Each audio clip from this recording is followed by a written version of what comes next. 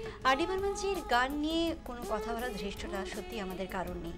তবে ৮০-র দশকের মাঝামাঝি বা ৮০-র দশকের সময় থেকেই শুরু হয়ে গিয়েছিল এমন এক অধ্যায় তার জীবনে, যেখানে বহু গান পরপর তার সেভাবে হিট হচ্ছিল না, ছবিগুলিও চলছিল না এবং কোনো কারণে গানগুলিও সেভাবে শ্রোতাদের মন কাটছিল না।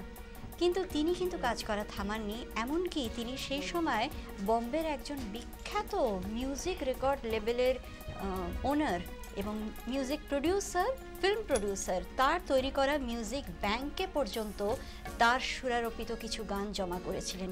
সেই মিউজিক ব্যাংকে কিন্তু পঞ্চম দার থেকে অনেক জুনিয়র মিউজিক ডিরেক্টরও গান দিতে রাজি হননি, কিন্তু পঞ্চম দা তা করেছিলেন।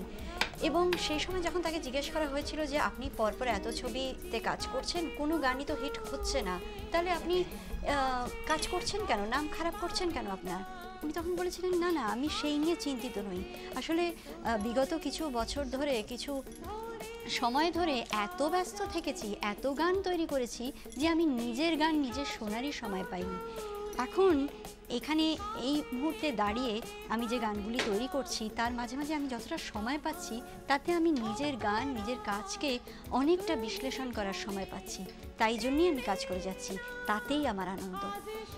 আমার মনে হয় এই কাজ করার পেছনে যে মানসিকতা, গভীরভাবে সেটা আমাদের বোঝায় যে তার কতটা গানের প্রতি নিবেদন, ভক্তি এবং যাকে বলে না, শেখবার ইচ্ছে ছিল শেষ জীবন অবধি, শেষ সময় অবধি। তাকে প্রণাম জানাই